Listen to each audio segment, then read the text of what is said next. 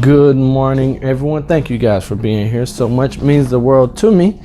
So today we're going to be covering or going over contracts. That's going to be one portion of it, contracts. The other is going to be negotiating and how we can use contracts to our advantage, and a couple of small tips and tricks that we can do best. I don't like to say tricks, but just best practices that we can utilize. Okay, everyone take the contract, flip it over.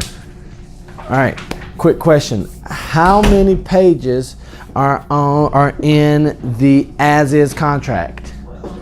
How many pages are on the CRSP contract?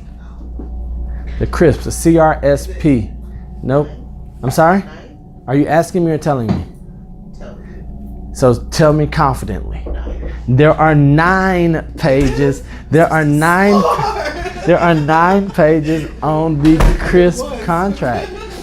So and part of so people say, well, how is the as-is contract shorter than the CRSP contract? It's because there are different exclusions in here that aren't in the CRSP contract. So which is better to use, the CRSP contract or the as-is contract? For the buyer, it's probably the CRSP. Is that right? I don't know, I'm asking. What's the question? Which contract is better to use, the as-is or the CRSP? For the buyer? Which contract is better to use, the as-is or the CRSP? Since that's what we use mostly. The CRSP. Okay, I'm going to, so yours is the as-is because that's what we use the most. Yeah, the majority use it, so maybe that's more acceptable and people are more familiar with that. Okay, and you're going to say the CRSP. Why? Excuse me. It's more detailed and you can tailor it more to your transaction. You both are wrong. Yay! The best which contract is best used? It does not matter, because you can make the CRSP. No. Let me tell you why. Because when you know, and this is why I want you guys to understand, when you are skilled at contracts and with the addenda and the additional term section, you can make the CRSP read like the as-is, and you can make the as-is read like the CRSP. When I say CRSP, I'm talking about Contract for Residential Sale and Purchase, CRSP. What is it? Contract for Residential Sale and Purchase. So that's what the CRSP is, and the as-is is. You hear the as-is referred to as the FAR bar, right? Yeah. Okay, so why? So Janie, you said that they require, or that everyone uses the as-is. Do you guys know when this started and why? Do you guys know when this started and why? No. The as-is, everyone started using the as-is primarily during the foreclosure crisis in 2000, when 2007 came and hit, and 2009-10, that's when the as-is really took, because all of the REO agents and all the banks required, their own their own corporate contracts, but they required an as-is contract. So that's primarily when we saw a really big surge in the use of the as-is contract. Now, as-is, what does as-is mean? As is. You purchase the property as is. Is that correct? I'm not sure. Does it mean as until you write Hold on. Everyone's like, well, dang, we haven't even gotten into the contract. We talk about how many pages it is, the name of it. So what does as is mean? I don't know. That is not what ends up happening. I'm sorry, It's Stacy? not what ends up happening. Because you make changes, you write stuff in. You know what I mean? No. Write stuff in like what? Like an additional term. Yeah. Okay, as is. So you say that's not in what ends up happening. What ends up happening, Stacy? We end up negotiating Negotiating what? everything. Everything. Okay, so the as is, the main difference between the as is and the CRSP, when it comes, the reason they say as is because there are no mandatory repairs that are, or condition or repairs in the as is contract. Now it is negotiable. Now that's why a lot of listing agents or sellers will require you to use the as is contract. However, then there is a right to inspect, and then we can put all this other verbiage in, which would make this like the CRSP in various circumstances. Now, something that is probably one of the most important differences between the as is and the, yes? I have a question though. And you're using an as-is, but then when you do inspections and all these things, you can ask for repairs, and then the other agent comes back, well, it's an as-is contract. The as is, so just because it says, they say an as is, that means that they don't have to. Now you can put different verbiage, different wording in there, but the as is contract means that you are purchasing the property as you are seeing it. And then if you find any, if there are any changes or any repairs that need to be made, then you can go in and you have the option to cancel, because don't forget, the main thing is you have the option to cancel, right? Now when you're working with buyers, that does mean that you've already come out of pocket for the inspection. I think all of us have experienced that, and then the buyers have to make a decision. Okay, do I want to negotiate? What if the seller says, no, you're purchasing it as is? I thought we had a store. See, no. So just on that, you can tell the person who thinks that, oh, it's someone else. Steiny thought it was me. She's like, oh my gosh, did I blink for too long or haven't? Same incident, two totally different perspectives. And like that, there are numerous perspectives on the contract, whether it is as is, the crisp. Stacy will see it different than Cheryl, will see it different from Stanya. But don't forget, when it comes to the contract is the contract. What is written here is what we go by. So I'm going to ask you guys this question. Biggest difference in the contract are the days, the way days are calculated. The crisp is calculated in. The crisp is calculated in business days. business days. Are you sure? The crisp. The crisp is calculated in business days. That's what I said. This is bar. calendar. See what I have to say? No, crisp. This is the far bar. This is the far bar. The crisp is calculated in what? Calendar or business? The as is calculated in calendar days. Now, why is that so important? Why is that so important? Let me ask you guys, why is it so important? Business days versus calendar days. Why is that so important? Because calendar days are different than business days when you're counting. Yes. Business days are basically when you're in business, Mm-hmm. right? And calendar days are whatever day falls on in the calendar, right? Unless it's a holiday. Is that correct? Ugh. Oh, come on, John. I might be a silly question, but I understand the difference between calendar and business days. Yeah. But when you're calculating calendar days, even though it falls on a Saturday or Sunday or a legal holiday, you move it to the next business day. Correct. Right. But you still count. Let's say that if you go under contract on an as is on a Friday, you count Saturday and Sunday. If you go under contract on a crisp on a Friday, you do not count Saturday and Sunday. And if Monday is a holiday, you would not count Monday, right? On the crisp. Now, what you have to be careful of, some of us very skilled agents will use an as is, and we will write in 7. So in the inspection section, and that should be 11 if I'm not mistaken, 10, 12. Okay, we will put, if it goes here, shall have if left blank, so we're on line 249.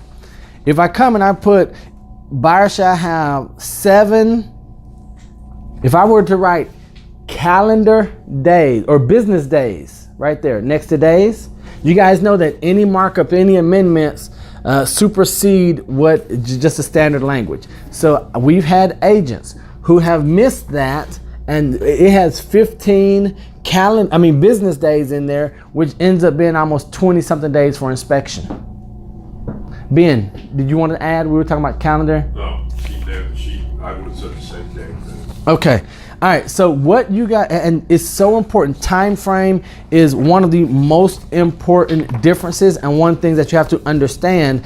Most important part of a contract is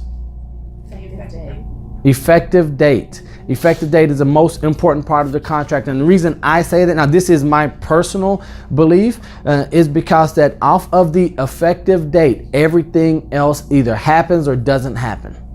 It is the single most important part of a contract, next to actually having escrow, which, and we talk about escrow, that's something totally different. But part of the contract, next to having escrow, the effective date makes or breaks you, the transaction, the deal, you know, whether your clients keep money, lose money, or the transaction closes, timelines are met. Does everyone understand why? Okay, understand why? Appraisal deadline, application for the loan, application for any associations for homeowners, inspection deadlines, all these are part of the or are contingent upon the effective date. So vitally important that you pay attention to those. All right, so something that I want you guys I want to look at section number 2, starting at line number 26. Look at section number 2, starting at line number 26. A quick way to tell the difference between an as-is and a CRSP contract is going to be the side that you are filling out, right? So if you guys are familiar, everything on an as-is on the right-hand side, on a CRSP, it's going to be on the left-hand side. All right. When was without looking at the contract, everyone look up at the ceiling. When was the as-is contract last amended? When was the April 2017. April of 2017? We've got some sharp people in the room. Fantastic. Why is that so important? You gotta make sure you're using the right contract, Why? because they've changed addendums, I think. They changed, I think, section 9, about who pays for, what is it called when you have permits? No, the permits. I'm going to tell you why. I'm going to tell you the single most important reason why you need, because one, Janie's absolutely right. You want to make sure that you're using the most up-to-date, because there are changes that will affect the entire transaction. But for us, it's going to primarily be the financing section. The financing section, when they removed the loan commitment. So this is something I want to stress to you guys. There is no longer a requirement on the contract. It does not exist for a loan commitment. Nope. There is no such thing anymore in the contract as a loan commitment. You will fight, you will argue with agents who've been in the industry for 10, 12, 20 years, 30 years. I want a loan commitment. There is no such thing as a loan commitment requirement in the contract anymore. On that's on just the as-is? On any? On any. So the verbiage is in the CRSP. It does say loan commitment in the CRSP. The attorneys and everything who are working on the contracts, they're trying to get it more in line with this.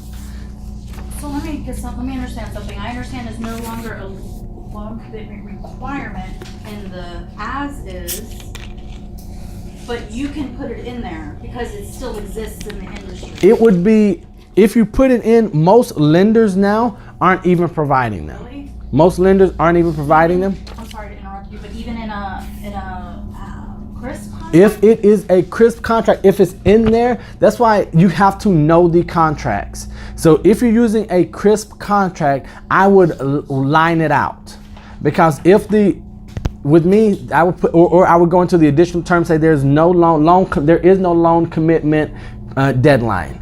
Because now what's happening is the way that with all of the financing and the lender's requirements of getting documents, what happened was previously the lenders would have to give a loan commitment really before they had all of the documents they really needed. And that got some lenders in trouble, because once you're committed to the loan, what if something changes? But they say, oh, well, you have a loan commitment. We have a loan commitment. So on your end, it's almost like a promissory from the lender saying, okay, we're going to lend you the money.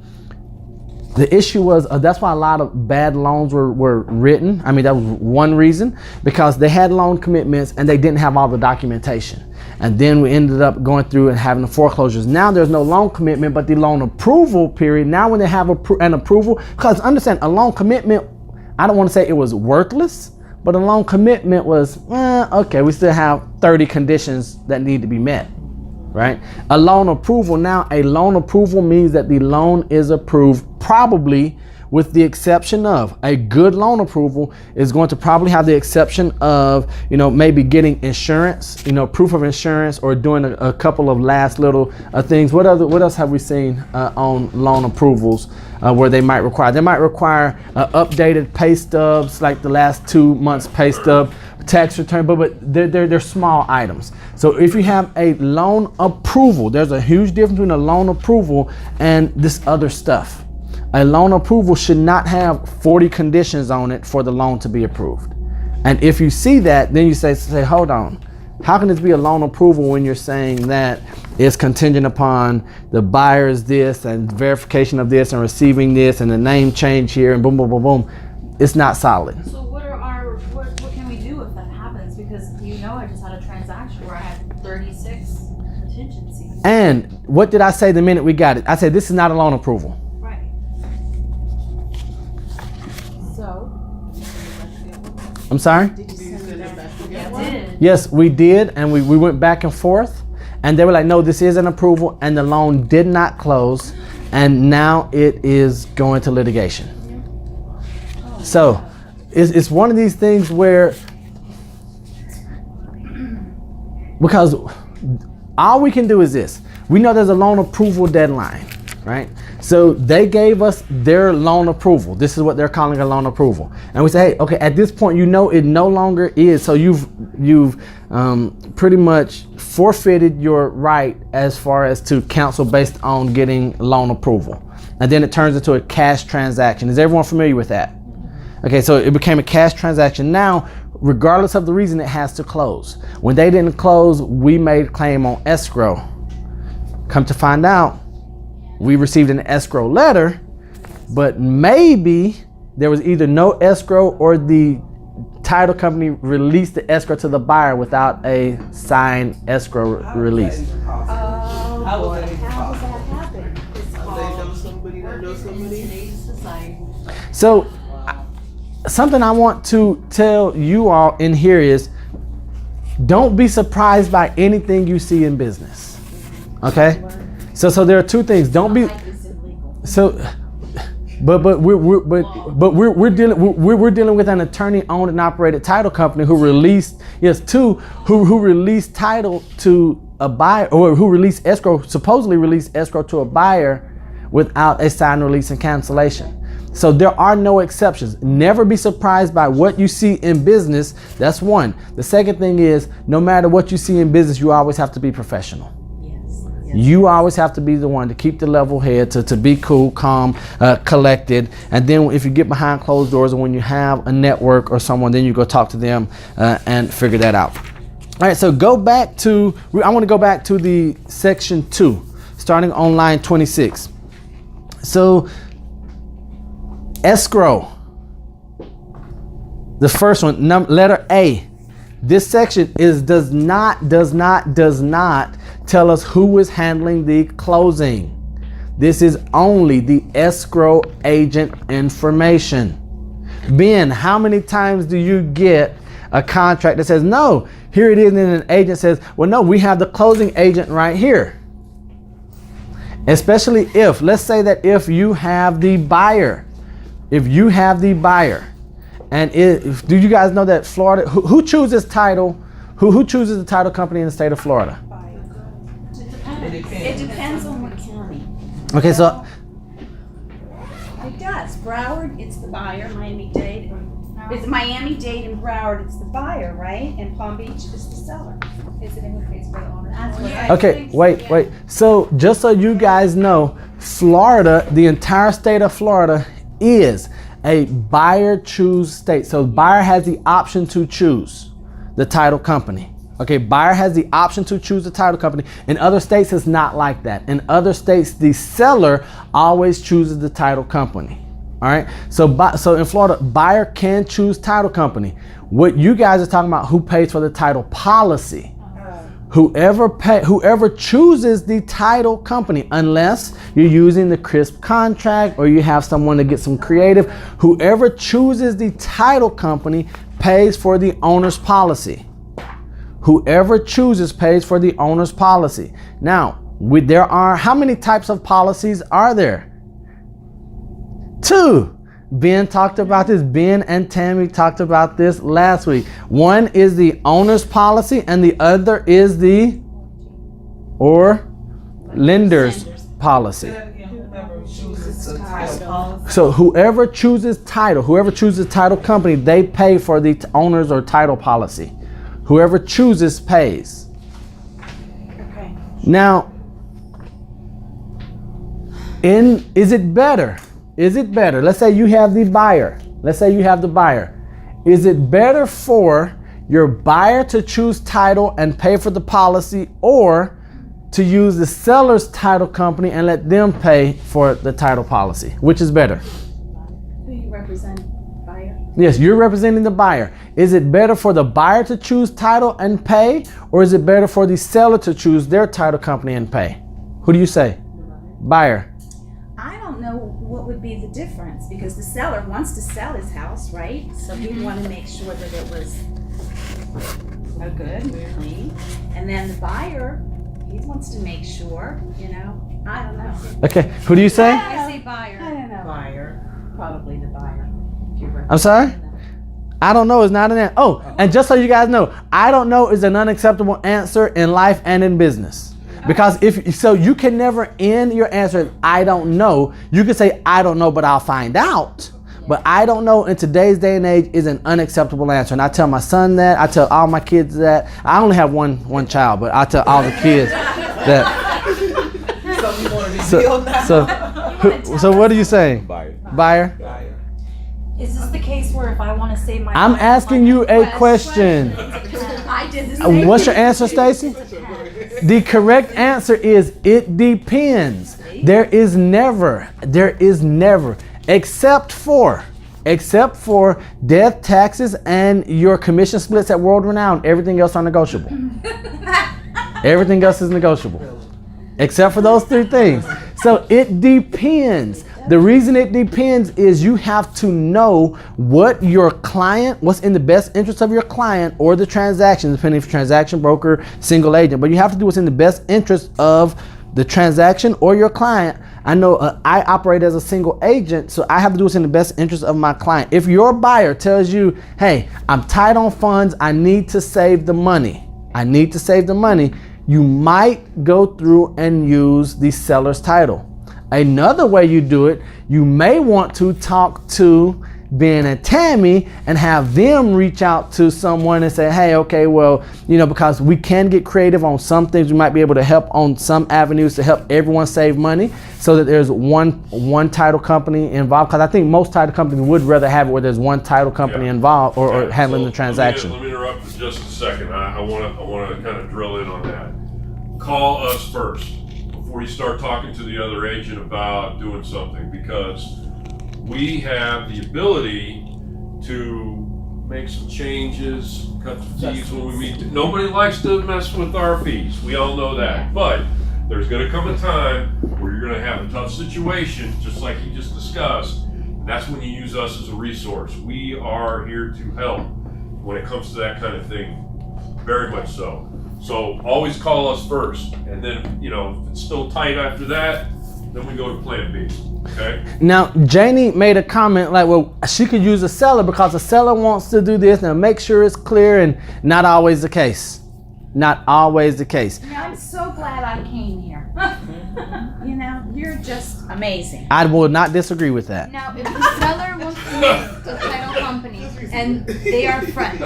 Okay, hold on. So if the seller uses a title company and they're friends. Right. And there's something wrong with the house, but the friend, I guess, gets a clear title or somehow manages to clear title somehow. Is the buyer stuck with whatever? Like, basically he just bought in, right? How does that work? What? So if there are, no, I understand. I speak Jonita, so it's okay. I'll interpret. That's a different language. It's. I'm married to Joanna. I have to speak multiple languages. So if there are issues on title, right, if there are issues on title, but then I'm the agent and my friend owns a title company. They say, okay, we're gonna make it look good, let's pass it through. And then something is found later on. Is the buyer stuck with it? What's the answer? I would say yes. Janie, what's the answer? Janie, and you can't say I don't know. Janie's like, oh my God, I Neal don't quit. know, but I'll find out. Can you go back to the title company and have them, I guess, make a claim with the underwriter? One thing, so don't forget, we have title insurance, correct? Okay. So Because then at that point, I guess the title company will have to provide to the underwriter lien searches, everything that they have in their file to back up whatever policy was issued and approved. Policy can't be issued unless title is clear. Right. Okay, just remember that. Yeah. Okay. We do our work so that the policy can be issued. What if they mark up the title and say this was resolved? Like, As long it as goes we back to get, the underwriter? yeah, as long as we get it from the underwriter, as long as we get resolution and we send it off to, the title underwriter, it's good. So basically what she said, they couldn't issue title insurance, right? Because he said it has to be clear. there would have to be a lot of mess ups and a lot of just blatant head turning. It would have to be a lot of blatant head turning in order for that to happen. But if it did, it could be resolved, but it would be something where there would be a lot of outside court issues and everything, and they would go after after the title. Once the policy's issued, it defends your client against situations like that. And if you have to go to court, the insurance company will respond and pay for the court costs. So it is resolved. So you can, but you have to go to court. Yes. Yeah, insurance will Yes. cover it. Okay, so on here, something I want, so we're clear about, this is the escrow agent, not the closing agent in that section. Oh my gosh, we're halfway down page number 1. It's so exciting, right? You guys are like, what the hell? We're gonna have part 5 of the series. Okay, so very important that you put the agent's, the company's name, the address and phone number, email, so that whoever receives the contract, we can verify that the escrow is actually there. All right. So there is some debate whether you have a contract or not. If there's escrow, there is some debate. You still have a contract, but you may not have a way to gain anything if they miss any deadlines or if they default, right? So and that goes back on everyone, so you have to make sure that you're paying close attention here. Now, something I want you to see is line number 3. So I'm going to challenge all of you, because we're not going to be able to go over every single line and everything here. I'm going to hit a couple more high points, but then I'm going to challenge each of you to go through this contract. Know this contract. A contract is nothing more than a tool to be used.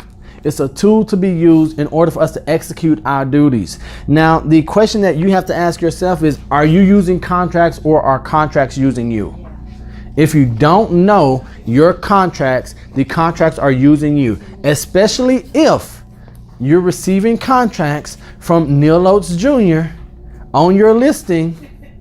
And if I tell everyone this, don't I, Stacy? Every class I teach, if you receive an offer from me, if you sign if you have your client sign the first contract that you receive and make no changes, your client just got done. Because in here, I've made requests for all types of stuff that just a normal agent wouldn't even know to look for. And those are going to be some tips Did where you type it in there, or did you write it? no, in? so this is, I'm going to challenge you guys. Don't write on contracts, please, unless you're doing wet signatures. Other than that, with today's technology, so I don't know if you guys are familiar, but my mom said that your work speaks for you. So people are going to see your contracts and see your offers that will never meet you until after a decision has been made. And also, when it's typed on here, it makes it easier for the lender, title company, everyone involved in the transaction. So whether it's form simplicity, dot loop, if you're using just a PDF, feeling I don't care what it is, let's try not to handwrite contracts. Let's be professional enough to give it to our clients, ahead of time or afterwards immediately. Or if you're having a tablet or if you're using a computer to sign, get it done quickly, efficiently, effectively, professionally, and get it out to everyone. So right here, so use your contract so that you aren't being used by them. Know them, study them. I challenge everyone, you should probably be looking at contracts no less than 3 times a week. Contract and the addenda that you will be using. Right? So if you are doing a lot, Jonita, you're going to be doing a lot of condos. You need to know what the condo disclosure or what the condo writer says. If you're going to be doing HOA, Stacy, you need to know what the HOA writer is. You need to know, for instance, you need to know the condo doc rescission period, 3 days, and what happens and what to request, and where the docs are, and the amounts and where you put all of that in. If you're going to be doing dealing a lot with older homes, lead-based paint is required if a home is built prior to when?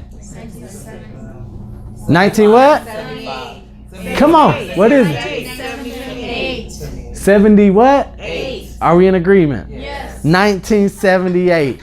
Okay, because if it's built in 1978, do we need an addenda? 1978. No. Do we need an addenda? She's like, yes. Prior to 1978. Prior to. No. No. No. No. Change it.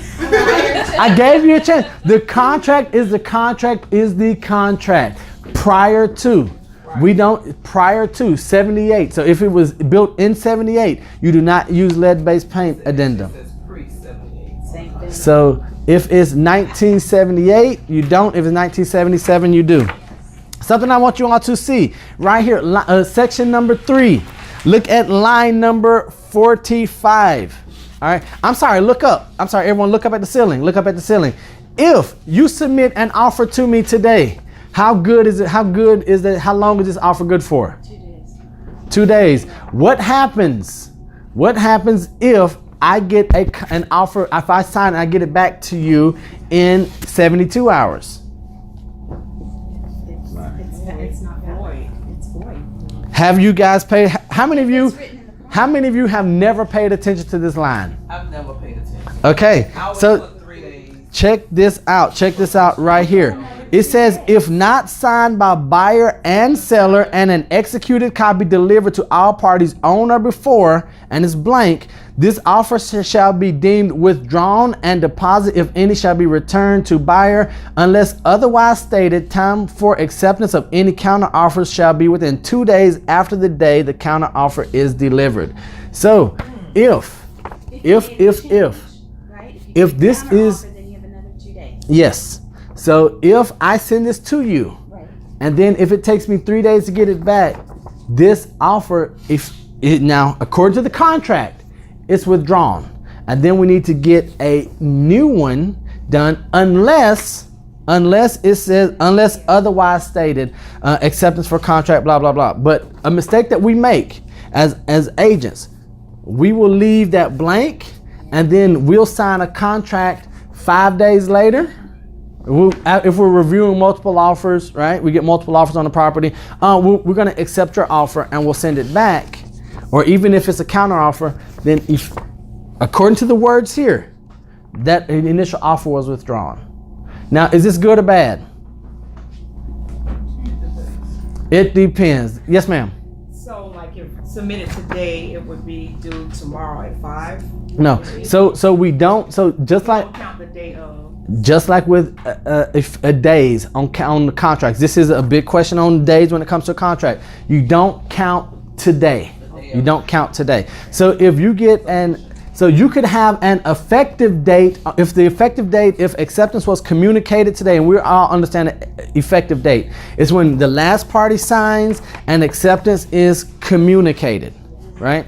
So if acceptance was communicated today, today would be the effective day, tomorrow would be day 1. We're all in agreement there. We all understand that. Huge deal.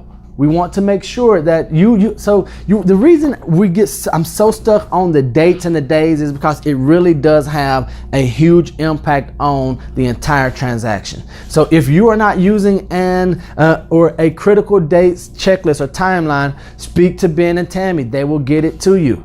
It's absolutely mandatory that you have it, that you work with someone who has it and who's always on top of those timelines. So what I usually do is in here, I usually put 4 days. I will put the date of 4 days just because I know that in today's day and age, if you can't get a counter offer back to me in 4 days, there's an issue, right? If it's something where they say we have multiple, but I always want to give someone, because don't forget that when you receive a counter offer, you have 2 more days, right? So it keeps extending. But on my initial offer, I like to try to give them 4 days just because I'm a stickler for contracts. And if I don't get it back on day number 2, I'm going to say, I got to prepare a new contract and send it over to you. And well, why?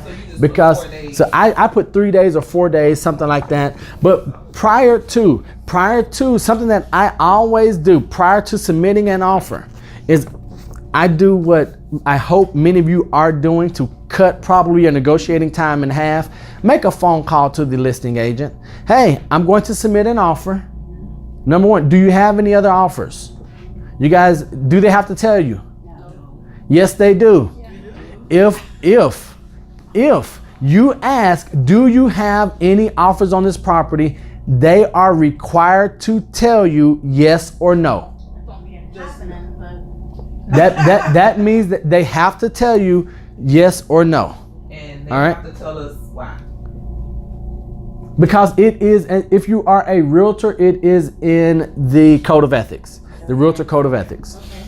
Yes, ma'am. So I just want to be clear. If I put a date here, and let's say it's today's date, and now we're negotiating via email back and forth, and now it's 4 days later, and this still says today's date. But then once we come to a verbal agreement, it is okay to then come through here, mark it out, and initial it by both parties. You don't even have to do that. Okay. Because it is understood. Now, so we've gotten to now. Don't forget that these are written. These are written for attorneys so that they are enforceable. Right? So what you'll see is if you go back to page number 11. Page number 11. So what we are now doing in email was initially meant to be done on paper. Look at line number 589. Look at 589. Seller counters buyer's offer. To accept the counter offer, buyer must initial or the blah blah blah blah blah boom boom boom boom boom. Right? That's what this section, this box right here, is meant for us to supersede that date that's on page 1. Okay, so we need to check that. No. If I am the buyer's agent and if I present this to you, this is a great way that I know the expertise level of the agent I'm dealing with on the other side. If I send this to you, Cheryl, and if you are going and you have the seller, one of the first things I'm looking for is I just want to see if you've checked that box that says that you're going to counter. I will eventually, like when we actually draw up the paperwork, I always check that box. Is that? What do you mean when you draw up the paperwork? So back to my scenario, 5 days later, we come to a verbal or email agreement, and now I'm gonna come here and cross that date off, put the correct date. I'm gonna make sure there's signatures, and then I'll, fill out everything else. I will check this off that this has been a counter. Mm-hmm. It kind of doesn't make sense. See, so what you want to do is don't forget that with technology and now everything happening electronically, initially the way this would work is they would come in, they would sign it wet. Then the seller would come in and say, okay, I'm going to counter, and here are some changes. So that would be one of the first things that people would look at, right? They would look at that first and say, did they reject it or did they counter? A lot of times what I will ask when I am presenting an offer, if the agent tells me the seller rejects your offer, I say, would you please send back the contract to me with the box check that seller rejects? They're going to say, what box? Right? Page 11. Little things that you should know, because what this does then, if I ask you that question, if you are the listing agent, if I ask you, well, would you please check the box that says seller reject so I can show it to my client? What automatically you're going to say, this guy knows his contracts. Now, any conversation I have with you going forward, I guarantee you're going to be more cautious when you talk to me about the offer or the paperwork. So just to be clear, when are you saying to? You should be. You should know. So you should be. If you are the listing agent, Right. you should be responding to every offer that you get on paper. Right. You should be responding to that offer with the contract, and either have that your seller is going to counter with the term. Because when we counter, we go in and we mark up and we add things. We just skip this box. So every offer, because we also want to be courteous to our co-op agent, to the buyer's agent. How many of you have been on the buyer side of the transaction when the buyer's like, did you even submit my offer? How do you know they rejected it? Did they say, well, yes, they sent it to me via text. Well, was my offer presented? Right? Those are things that we're going to say, out of courtesy to my client, would you please present this? If you want to, put an X on it and just say rejected. I just need something to show my clients that it was rejected, but this is the contract way of doing it. All right, we're good there. All right, we're going to go back to page number 1. So section number 4, closing date. Closing date, something that we get a lot is the on, and then some people add on or before. On or before. Don't get stuck in the weeds right there. But I'm going to challenge you guys also, don't put 30 days. Don't put 30 days. Oh, and that just reminded me I have to go back up top for something else.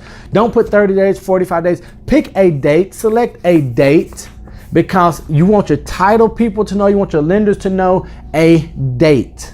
So if you put 30 days, once again, if you're using the CRSP contract, which is business days, and you put 30 days down there for a closing date, are you talking about 30 business days or 30 calendar days?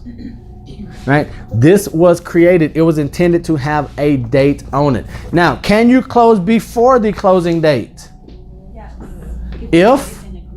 If everyone is in agreement, title lenders and everyone is ready. Can you close after the closing date?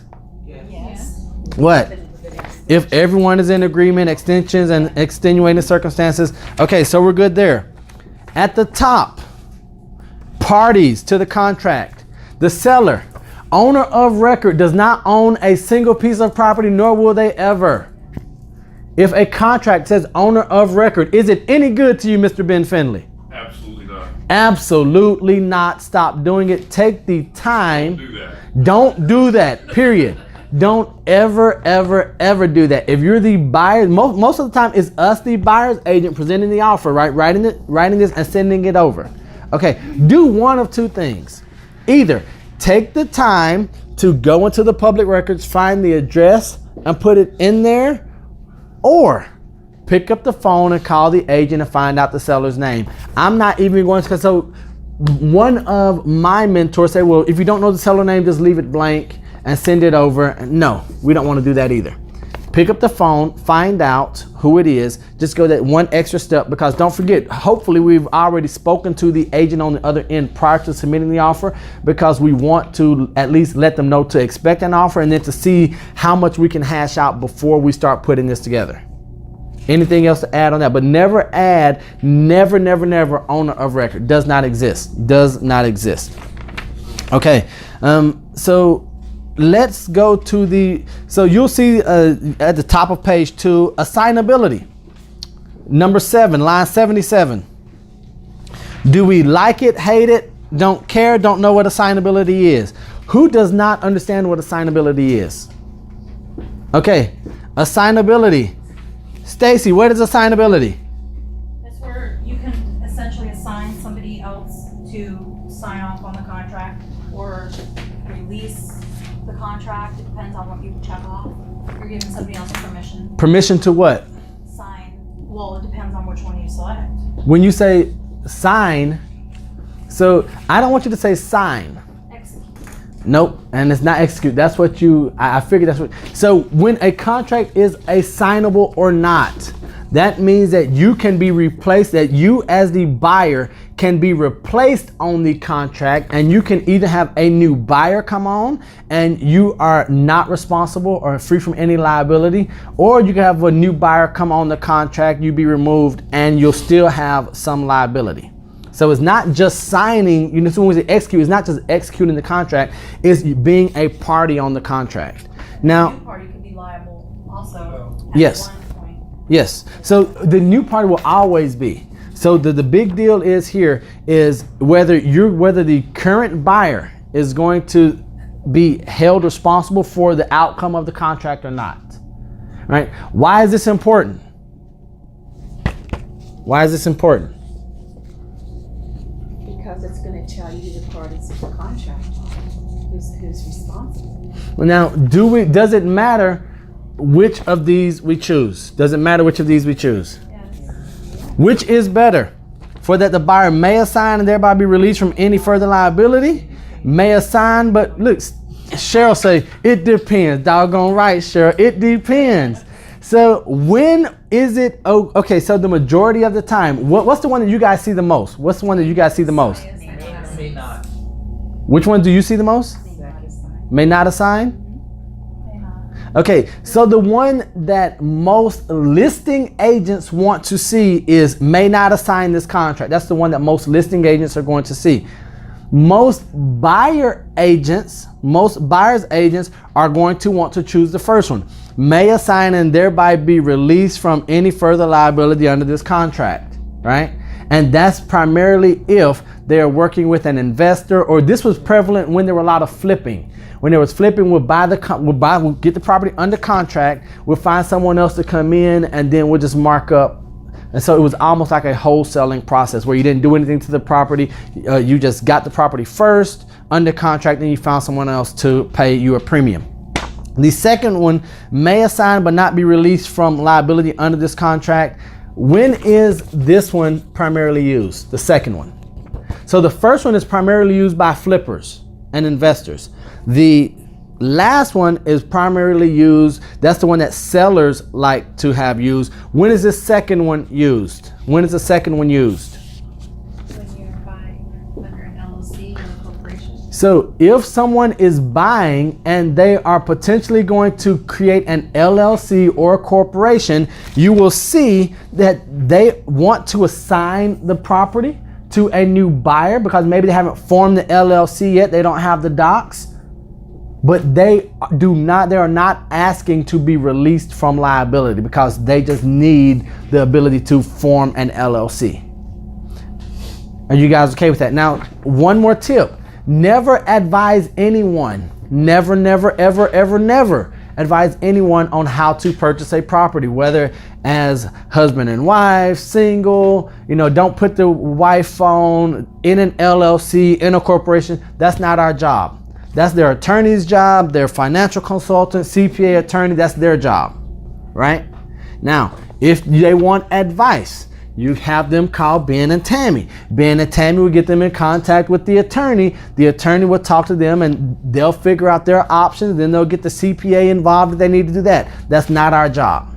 All right. If you are ever unsure of how they want to take title and how they want to purchase the contract, select number two, and then get them. Ideally, we would like to know what they want to do prior to going under contract. Anytime that you can get as many people involved. Now, we don't want to have everyone involved in the contract and in the process, but when you have your team involved as early as possible, the better it is for everyone.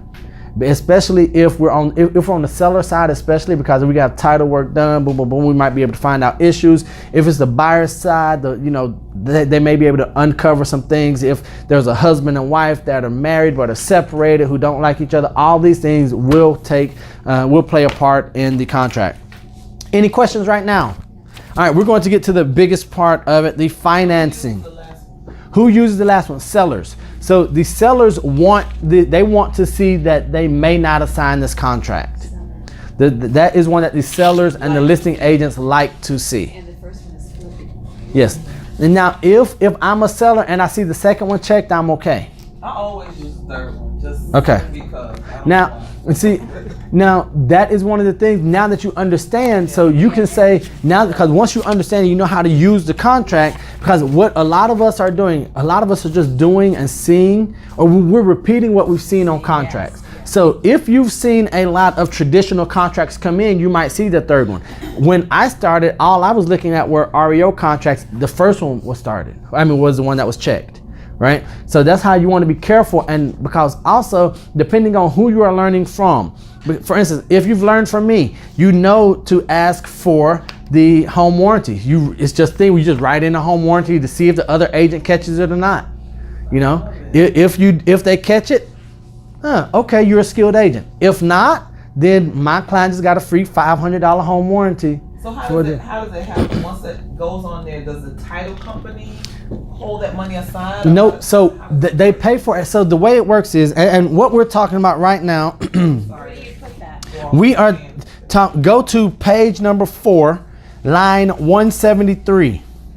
Page number 4, 173. Home warranty. At closing, blank shall pay for a home warranty plan issued by at a cost not to exceed. Right? So buyer, seller, NA. Most people choose NA. How many of you get offers or write offers and never look at this section? I'm telling you right now, the majority of listing agents never look at this section because they assume that NA is checked. So how do I get around that? So in here, I will put at closing, seller with an X shall pay for a home warranty plan issued by Home Warranty of America at a cost not to exceed. I usually put $1,000 in there, and the reason I put $1,000 is because I know a great home warranty plan from HWA is $495 or $500. So one of two things are going to happen. Either we're going to get the dopest home warranty plan that you could ever imagine. I threw that in there for you, son. They heard dope, and you heard dope, and I got your attention, right? You see, you got to see how little see you got to know your audience, right? We're going to have the biggest home warranty plan, one that no one could ever possibly use unless you have a McMansion, all right? Or the other agent will come in and say, well, we don't want to do 1,000, we'll do one for 500 or 750, but it's a negotiation, right? The majority of the time they're never going to see it. It would never be discussed. So on a contract I was just negotiating, I put in there Home Warranty of America, and these are little tricks. These are little tips that I want you to put in. So when you put in, spell out Home Warranty of America, because the more space that it takes up, the more it looks just like everything else, right? So don't just put $500. The reason I put $1,000 is because I got one more number, a comma, and I put 0.00 because it fills it up. These are little tips, And right? then what happens if they do agree to the $1,000? They pay. The contract is the contract is the contract.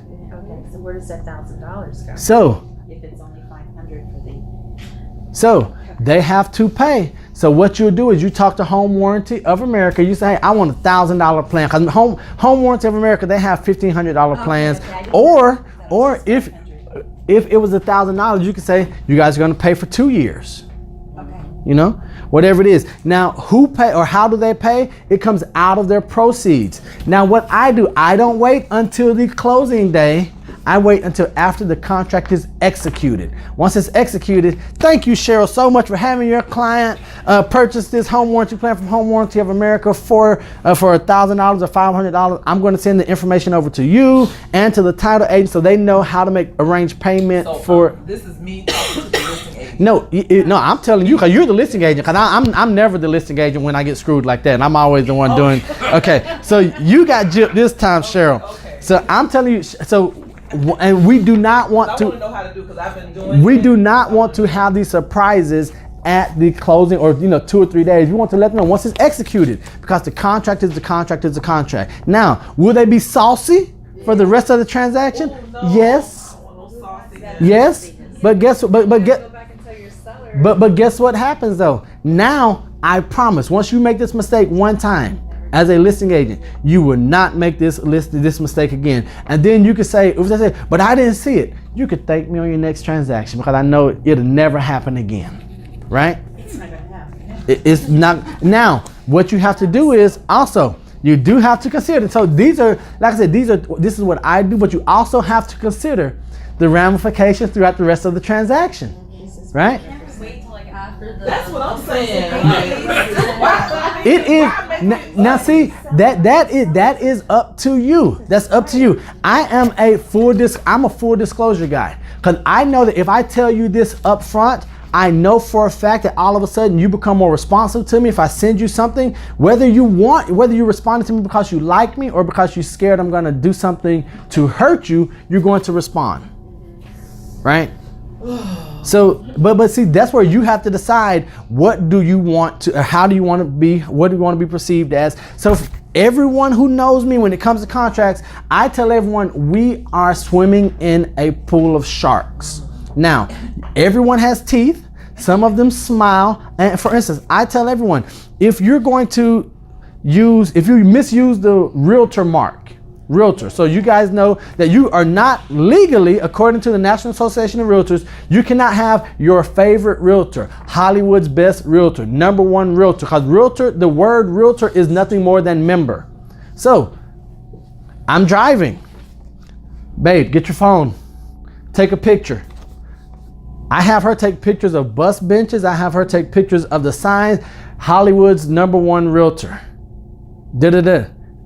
Why? Because I know if I report you to National Association of Realtors, and if you have to spend your money to change all of your marketing, all of your advertising, I know that's money that you don't have to put into expanding your reach. And that helps me get a footprint.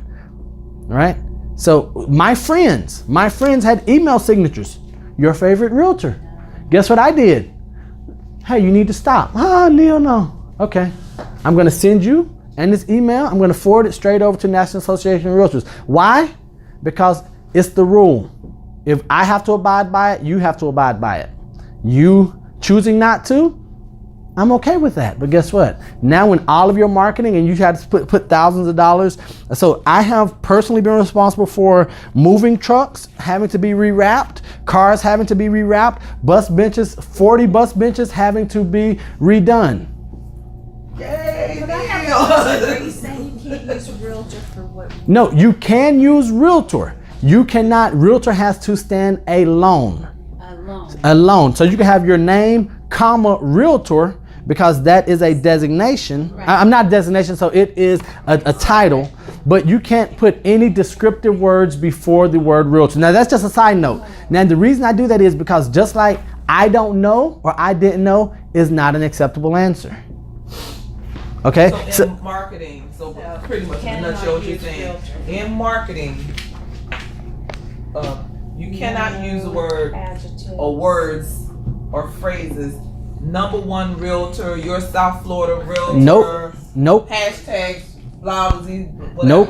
You cannot use those. You are not supposed to be using it. And if you see someone using it, report them because you're doing yourself a favor, you're doing the industry, but more importantly, I'm just going to tell you guys flat out, you're going to put yourself in a better position because when they have to spend their money to redo this work, that's money they're not putting out to market and advertise. And the reason why I say like you said, you went to your friend, you told your friend, listen, you need to stop doing this. And the reasons were what? What? Because you know what The rule is you. and then but we have to know the rule. No. What's the rule? But no. So this is my thing. So this is off of contracts, but I want you guys to see because you guys can identify right now. You guys can go out and you said, but you have to know the rule. When you become a member of the National Association of Realtors, you are agreeing to everything they have. True. Everything. You not knowing is not my problem. That's my second favorite phrase. It's not my problem. Okay. You know? It's different than we have to put world-renowned real estate on everything that we do. Yes. But I mean, But Neal that- trains that's us like that. required. You But have your I don't see other agents Well, necessarily he's training doing us that. the proper way. Correct. Because, he has the experience and he has the ethics and He sits on the governing Yes, board. and yeah. So and if you guys are doing it, please stop, because I'm on the professional standards board, and I would hate to have to. Have to come out the own Well, let me ask you something. So then you can't use hashtag realtor. So you are so. You see it can all the so we you can use so you can hashtag realtor, so you cannot hashtag your favorite realtor. Okay. You cannot hashtag Hollywood realtor. So now don't forget now that when these rules were written, we did not have social media. There was no such thing as hashtag. Now own your social media, and I know we're gonna get back to contracts, but I want, like, these are things that we are dealing with that we need to know. So own all of your social media. You have to have your brokerage name, not on every post, but you have to identify your brokerage name and you as a realtor somewhere on your social media. If it's going to be your business page, you have to have the name. That does not mean logo. It just means your name. So you don't have to have the Century 21 or C21 logo. You just have to have Century 21, whatever your brokerage name is, somewhere there, and it has to be, visible to the public. Okay, on your business page. If you're doing Instagram, if your Instagram is a business account that you change it to, it has to have the name of your brokerage somewhere. A great place would be in the bio. If you have that there, that covers all of your other posts, because if someone comes back and looks at it, they can see, okay, this is a real estate agent, it's a broker. They have the brokerage information. I am notorious. I go after everyone. Everyone. I'm going to challenge you guys. Go after everyone. Be a shark. Yes, ma'am. I just want to say that Neal has taught me and trained me to go to like the Florida Realtors Convention, the NAR Realtors Convention. I've gone every year since I became a realtor, and they say those things throughout the conference. You'll see them. You'll go to those classes or those committees, and they're saying exactly what he's saying. So they're preaching it to the realtors. They're just not listening and doing their own thing, and that's their fault. And we are opening ourselves up to litigation. So for me, I'm on the attack. Every advantage I can have, because it's fair, because the playing field is fair in the fact that the rules are for everyone. Now, whether you choose to abide by them or not is up to you. And I don't know is an unacceptable answer. Okay, so we're good there. We're good there. All right. Business cards. Business card has to have the broker's name on it. If you give out a business card without the brokerage's name on it, you are giving out hundreds of invitations to get sued. Brokerage name has to be on there. Does the address have to be? The address does not have to be on there. The only thing has to be the brokerage name. So you guys, so those of you who are with World now, you guys know, I encourage you guys to do your own branding, create your own thing. You don't have to have the logo nowhere. Just meet the legal requirements, have the brokerage name on there. Doesn't have to have the address, doesn't have to have phone numbers, anything. The law requires brokerage name. And there are going to probably be changes coming up soon where the broker's name has to be as big as or bigger than the team name or the agent name and all that. But until then, you guys do what you can to brand yourselves, market yourselves, get the broker's name on there, make sure you don't get sued. Home warranty, you guys understand that. Now, Section F, 177, special assessments, right here. This is not talking about condo assessments. These are assessments by the public body. So if there are assessments for sewage or septic replacement and sewer line installation, waters. So we're looking on page number 4, line 177, the special assessments. This is for public body assessments, not condo assessments.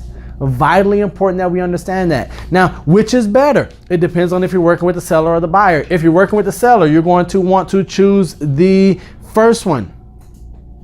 If you're working with the seller, you're going to want to choose A. Seller pay assessments due prior to closing and buyer shall pay installments after. If you're working with the buyer, you're going to want to choose B. Seller pays the assessments in full. If you're working with the buyer, choose B. Expect them to change it to A. Exactly.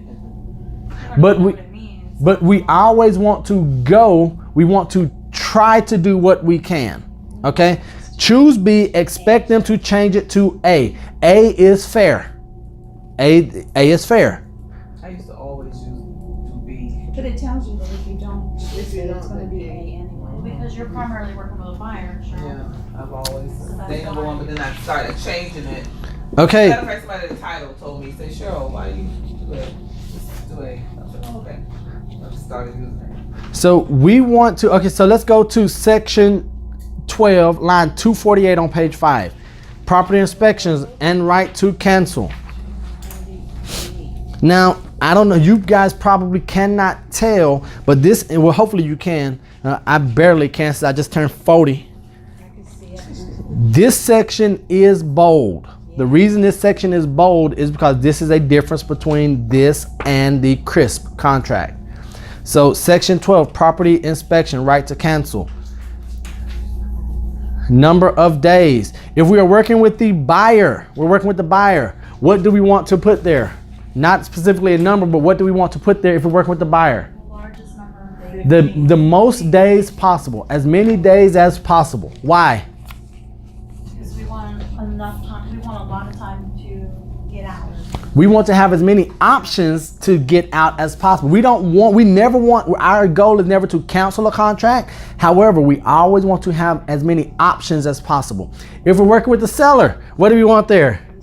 0. Now, just if we're working with a seller, we want to have as few days there as possible because we're trying to clear as many conditions and contingencies as we can as soon as we can. Does that make sense to everyone? Okay, now here is the line that I want you guys to understand. If you look at page 258, unless buyer exercises the right to terminate granted herein, buyer accepts the physical condition of the property and any violation of governmental, building, environmental, and safety codes, restrictions, and requirements, but subject to seller's continuing as-is maintenance requirement, and buyer shall be responsible for any and all repairs and improvements required by buyer's lender. That's what makes this. That's the biggest part of the as-is. Responsible for any and all repairs and improvements required by buyer's lender. On the CRSP. So now this is where it gets funky. A lender requires, I'm gonna have a contract right now. The lender requires that an electrical panel must be fixed prior to closing. We have an as-is. According to this, who's supposed to pay to get that fixed? Louder. Buyer. Right? What's the scary part? What's the issue with that? If it's prior to the deadline, then they can get out. It's not only prior to the deadline. The issue is that It's not required by the lender. no. So if it's required by the lender, right here, it says that buyer shall be responsible for any and all repairs and improvements required by buyer's lender. So this would happen prior to close. Okay? This happens prior to close. So Janita is selling her house. I'm the buyer. The electrical panel needs to be replaced. Okay. Right now, we are in the habit of saying seller fixes it or whatever. But this here, it legally is the buyer's responsibility to pay for those. The scary part is that she still owns the house. What if I have my electrician come in, do some work, they do shoddy work, and it burns the house down? What if I pay to have the work done and we don't close? What happens? I'm out of the money. Yes, ma'am. How about roof replacement? If it is required, if it's required by buyer's lender. I'm having this right now. You all up in my files, girl. I have one too. So that is a big deal. If it is required by buyer's lender, first thing is Buyer has to pay. they cancel. When do we know that it's, They can't. and that's only after the appraisal. No, not after the appraisal, at loan approval. So when they're going through, when you send over the 4-point inspection, when you send over the 4-point inspection and the wind mitigation inspection. Now, for your lenders, guys, do not send them the full home inspection. Do not send them the full home inspection because they will freak out. So you want to send them the 4-point inspection and the wind mitigation and the termite inspection. That's what you want them to have. you want the 4-point inspection, the wind mitigation, 4-point wind mitigation, and the termite. If they ask you for the report, you do not have to give them the report, because that's why you want to ask for the 4-point, because the 4-point, what, when I say 4-point, what is included in the 4-point inspection? Nope. What? I know it has pictures. Nope. What? 4-point means there are 4 points that they are inspecting to make sure that they qualify for insurance. What are the 4 points? Now you guys are like, dang, that's what 4-point mean. That makes sense. There are 4 points of a property. Is it The wind mitigation is a separate report. Okay. Nope. What is it? Come on, hold on, agents. You guys tell me, agents. We get them. We order the reports, right? All we know is we order the inspection, and when it come back good, we like yes. Or if it come back crappy, okay. Wait, louder. Electrical, plumbing, roof. No. Electrical, plumbing, roof. Structural. HVAC. HVAC. Roof. HVAC. Everyone know what HVAC is? High volume AC, high volume air conditioner. The AC unit. 4-point. Have you seen the new wide green issue? Yeah. Yes. I just went to the property appraiser with that. Now they are not new. The issue is that now so people were using wide green and other products like that to get these, because we're here, they're worried about hurricane, they're worried about, home improvement, make it solar and make it green. However, they were not explained. They did not understand that this was a lien that was attached to the property, and prior to being able to sell it, it has to be paid off. And it has And been they don't recorded. tell you. Now, They can transfer it. they can transfer it. However, most buyers are not wanting to take that on because the amount. And right now, a lot of lenders, and it's not the buyers, it's the fact that that amount can't be financed or tied in, and the lenders are saying, okay, well, they have a lien on the property, and by the time you put the wide green lien on and this and that and whatever, then it doesn't make sense, doesn't make number sense for them. So how can we find out if something like that is attached to the property prior to getting involved on either side? So one, that's big on the listing. You have to ask, and these are questions that we just didn't know to ask previously. So on the listing side, you need to ask, hey, if you go in, because for instance, how many times do we see new storm windows, new this, solar panels installed? Ask. So how, now they're new, they're 2014, 2000. So I would say really up until 2015, people were getting and not really aware of what they were doing.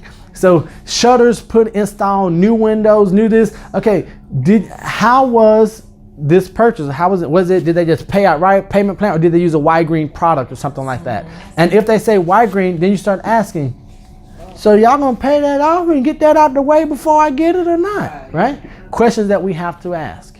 Okay. We just Angela and I were at a class the other day presented by NARAB, and they were talking about the Miami-Dade County property appraiser was there, and that topic is called the PACE program. And that topic was brought up, and there was a lot of eye-opening information, to say the least, that was presented there. So it's very important, like Neal says, to really dig deep into that, because that could be a mess. That could be a mess. Absolutely. Property. So back to the Contract. no. Just about the part about the inspection. So the roof, if the roof has to be replaced, first you can say, we're gonna cancel. We can cancel. Ideally, if you have the buyer, the best case scenario is seller pays for the new roof and puts it on. That's what I did with my agent. Hey, it would be great if you guys would put a new roof on for us. We greatly appreciate it. Keep us at the price we are right now. Just spend 11 grand. I'll be your friend long time. Right? Likely not going to happen. In some instances, you can work out a credit. where we'll credit half towards, but then you'll be responsible afterwards. Now, some lenders will allow a contract to be written for a roof, for a new roof to be put on, the deposit be made, if that's going to be part from the seller or the buyer. Usually it's the seller that does the deposit, right? And that contract can be submitted to their underwriter, and they will communicate with the roofing contractor to see, okay, is this legit? Is it going to happen? Not always the case. Right now, it's going to be tough for our transactions right now, just because we're going into storm season. So the roof was replaced, the closing is tomorrow. The seller paid for the roof, but the buyer agreed to he put $6,000 in escrow, paying half of it. He's paying half of the roof. So that's best case scenario for you. A couple of reasons. Best case. She said, thank God. Let me tell you why. Because so if it's going to close and the roof was done, now we don't have to worry about, make sure that the permits are closed. I'm sure make sure. So now buyer doesn't have to deal with any permits. Anytime we have a buyer, anytime we have an inspector come to your property for anything, you should be holding your breath. Because an inspector might come for the roof and say, oh, when did you install a pool?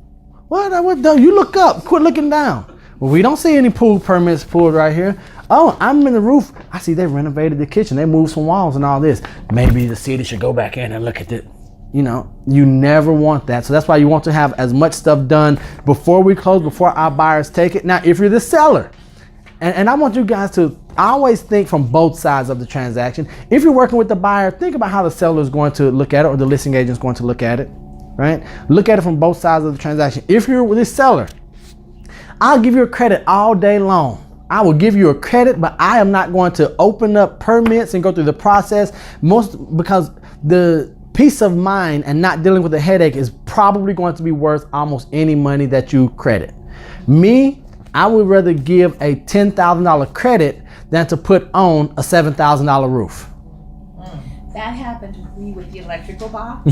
We wanted to give the credit to the buyer because I represented the seller. She didn't want it. She wanted to make sure that it was removed, it was put in by a licensed electrician, and that it was approved. Stanya's going through that right now. Approved and inspected. Absolutely. I held my breath because he did find a couple other things. I sort of kept talking to him, walking him. You're like, hey, sir. But he did see like a GFI that wasn't there, that was nothing. But then I kept talking and walked him out. Because if he would have gone other places, I'm sure, I don't know if there were anything there. But there's always that. And see, so now once again, this is where you can dislike the buyer's agent or the buyer, but you have to respect them because you're like, oh, they're good, right? Because and that goes back to, and after a transaction, if I were you, I would speak to the to the buyer's agent, and I would say, you know what? Thank you for working with to make this happen. You know, boom, boom, boom, boom. Because after a transaction, you say, I appreciate the way you handled this, the way you did this. Just give them compliments. This was the boom, boom, blah, blah. And if on the other side, if I have an agent that, you know, as a broker or as a trainer, I'll always say after we close the transaction, I'll say, you know what? Here are just a couple of bullet points that would help you on your next transactions, because I know you're going to be sharp, right? Make sure you take a close look at these items, and I will just give them a rundown. If you see something, if there's a line and you see it's full, you really want to take a close look at why it's filled up and underlined. So those are things that, and so then you go from being an adversary to an advisor, and that's a great place to be, even though it happened after your transaction. I have a roof story as well. I'm representing the buyer. We did the home inspection. The roof came back at 24 years old. Okay. I gave the pause right there. Okay. How much remaining lifespan do lenders and insurance companies want to see before they are comfortable writing an insurance policy on the property? It's usually, I think, 5 or 6 years. 3 to 5 years. They want to see 3 to 5 years remaining life on a roof before they're really comfortable. Now, will someone write on, thankfully, someone will write a policy on one that has a year remaining on. However, guess what that means? More money, more money, more money. So now they're paying almost triple for the policy, we can get that resolved by having the having it closed and then put a new roof on immediately, then go back and just get a credit for What's the life expectancy of a roof? So it depends. So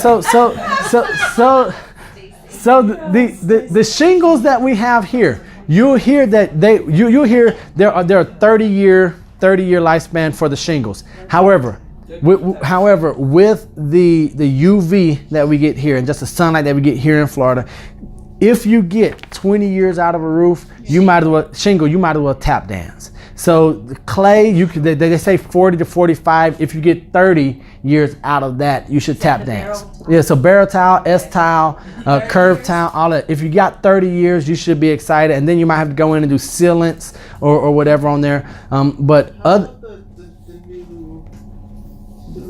What? Aluminum? So aluminum. So it all goes back to the. So, but just every. So one. So they're supposed to be better simply because there are fewer seams, right? And you know the fact that they are metal and coated, the sun doesn't have the effect that it does on tile, on shingle, on anything like that. However, it's only as good as the install that is done. And yes, and the maintenance, of course. Okay, so go. Wait, I'm sorry. Go ahead. My house in Maryland had a slate roof. Mm-hmm. Do they do that in Florida? I mean, if you have a McMansion, they might do it, but most of like slate down here, we might have a slate table or kind of like, yeah, Janie had a McMansion up there. It's okay. I just wondered if they put slate down here. I No, didn't know no. they had a McMansion. No. So they'll have you have slate floors, you have slate accessories, but to have They a don't roof. do roof. Hey, so you guys talk to Janie after this. Janie's gonna. So Cheryl, go ahead and finish So about it your was- roof. Other than the roof, there was some plumbing issues as well. It was 90% blockage in the plumbing and some small electrical. So my question is to you, Neal, and I think you partly answered it already. I sent the inspection report over to the sellers, and I told them what the main concerns of my client was. Of course, that roof, of course, that plumbing issue, and some of those electrical things. So they finally came back and said that they will repair the plumbing issues, they will take care of the electrical issues, but they will only give $5,000 credit for that roof. So I said, no, $5,000 is not gonna be enough. What my client is gonna do, they're gonna get estimates, and then we're gonna go from there. And I think that's fair. Is that the proper way I should have handled that? Is that what your client wanted? Yes. First thing. They want a roof. Okay, so the first thing is, and I know it seemed like a simple answer that I give, like, is that what your client wants? But we can get emotionally involved. We can get emotionally involved in a transaction, and we will say, okay, I'm going to out negotiate. I'm going to show, this agent who's boss. However, what you want to do, there are a couple of things. There are a couple of things that you want to think about. Is this what my client wants? Right. That's first. Then the second one is, well, actually the first one is, are we still in our inspection deadline time frame? If you do not have every single bit of your negotiation completed before the inspection time period is up, send over a release and cancellation. And then work out the items, because if today is the end of the inspection period and we are still negotiating the roof and everything tomorrow, guess what just happened? Seller could say, I changed my mind, I'm not doing anything. And guess what? If there's no agreement, if it's not executed, if you don't have an addendum in place, if it's not effective and executed by everyone, guess what? You are now taking the property as is with nothing agreed to. With nothing agreed to. That's the first thing. Okay. We don't ask those questions. So if, and this is important, because what we'll find is we think that the inspection deadline just means that we have to get the report to them and we communicate to them. If the conditions that you want are not agreed upon by the end of the inspection period, you are open to taking the property as is right then. Now, what's a way that we could get out of, what's still a benefit that we have? If it's a cash deal, you're done, right? If it's finance and if it's an issue that would impact the financing, for instance, let's say that you say 24 years old already. Right. So the lender may say, we can't get insurance. And if it's uninsurable, then they want loan on it, right? So if that's the case, so if, and lenders are not going to, the majority of lenders, it's not a law, but this is the rule, there are exceptions, that lenders will not loan on an uninsurable property. Uninsurable items a lot of time will be the type of plumbing used, if they are using the wrong type of piping, if they have the wrong electrical wiring, or if there are fire hazards or roof issues. Okay, so if it is uninsurable, you may still be able to get out of the contract. And remember, that's never our goal to get out of the contract, but we always want to have ways to protect our client. So you may be able to get out of the contract if you can't obtain a loan and you're still inside of the loan approval time frame. Okay, so if we're within the inspection period, negotiate all day long. We want to say, yes, absolutely. And then I tell my clients up front, or I tell the co-op agent, hey, if we don't have this figured out by the end of the day of the inspection period, we're going to send over a release and cancellation, not to threaten anyone, but just I have to protect my client's interest. So we want to make sure that we have this done. So we got one done like 12th hour, like 12th hour, like 11:59. Where I'm like, hey, we need to get this done. So then what we went back was there was one more thing on the 4-point that was going to prevent insurance and therefore was going to disqualify us from a loan. So what I told, now we're outside of the inspection. This came up later. So we were outside of the inspection period. So I just called I sent the agent a text message. Hey, we have this that came up. They're saying that they won't insure it, which means that we can't get a loan. It's $125 a fix. How do you want to handle it? They came back outside of the inspection. The sellers will have it fixed. Now, what could have happened was they could have said, we're not fixing anything. But then I know now $125 is totally different than an entire roof. I know $125 putting a cover on and tightening up some wires and all that. I knew they were going to fix it, right? A roof issue, they might outside of the inspection period, because it was only 7 days for inspection period. However, when my clients did what they needed to do, which I thought, we had it done, we sent it over to them to make them aware, and always what I call throwing the ball over in their court to say, hey, how would you like to proceed? They took at least 4 days to come back to me, which we, like you said, we're now outside the inspection period now. So at this point, you're saying that I need to do a release and cancellation. So at this, the release and cancellation should have been done. So you can't cancel right now based off inspection. Right now you can't. You can cancel based off of a loan approval. So the release and cancellation has to be sent no later than the day of, with the exception of, if you go back to Section 12, 248, line 248. If buyer determines in buyer's sole discretion that the property is not acceptable to buyer, buyer may terminate this contract by delivering written notice of such election to seller prior to expiration of inspection period. Okay, so this is the as is, right? If buyer timely terminates this contract, the deposit paid shall be returned to buyer. Thereupon, buyer and seller shall be released all further obligation, blah, blah, blah, blah. This is huge to know because on the CRSP, you have up to 5 days after the inspection period. On the CRSP, you have up to 5 days after the inspection deadline. Very important to know.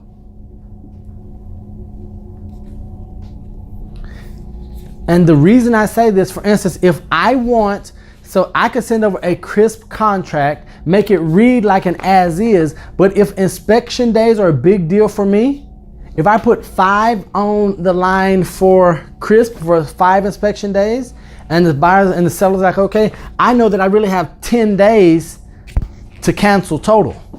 Big difference, right? If the other agent doesn't know that, guess what? That's a win for me. They're gonna say, hey, well, no, wait, hold on. Read. I know you're used to reading the as is. here's the CRSP. So that's something that you have to determine. And this is why I think you should be reading the contract or reviewing it 3 times a week, because every time you read it, you're going to have questions. Reach out to your attorneys, reach out to your title company, reach out to Ben and Tammy, and ask questions if you don't know. Because you may get one answer from the title company, you may get one answer from the lender, you might get one answer from an agent. Because I will give you best tips and practices. Like for me, for instance, when I tell you guys to write in the home warranty, a title company or an attorney will be like, don't do that, they're gonna be so mad. I don't care, it's in the contract. We can put whatever we want, right? So they'll have reasons that they don't want you to do something, but that would be, like I said, best practice or a tip from me. Okay, any other questions, or are we okay right there? Now, and the way you're feeling right now, guys, how you guys like, this is so overwhelming, that's why I want you guys should be giving these contracts to your clients upon initial meeting. Whether you're working with sellers or you're working with buyers, you need to be giving them at least a contract. I don't care if it's an as is or a CRSP, whichever one you're comfortable using, and you expect for them to use, give it to them so they can review. It would be great if you gave it to them, especially if they are foreign nationals or their cultures are outside of the US. For instance, it says time is of the essence. We understand that timelines are a huge deal. In some cultures, time is, right? It's like a suggestion. 7 days mean like somewhere between 5 and 9, right? No. DeAndre is dealing, where's our listing at seller from, landlord? No, yes, seller. Italy? Or where's he right now? In Italy. So he's like, DeAndre like, DeAndre's like, hey, I need this back. And he's like, okay. And DeAndre like, dude, I need it back. He said, okay. You'll get it. It's a suggestion, right? And so that's why, and so DeAndre has been on him and, hey, you do understand this. And so what he did was he went ahead and got him a contract over ahead of time. You understand and highlighted or circled. This means this. This is non-negotiable, right? Escrow means this, inspection days. And that's why I can't stress it enough to you, so that you can go ahead and if they're going to have an attorney look at something, a CPA or a financial advisor or consultant, get this to them up front so that they can get it to whoever they want ahead of time. All right, I'm going to jump to one last thing here. Let's go to page 11, additional terms and addenda. So addenda, make sure that you're using the correct addenda on here. You'll see this is the as-is contract.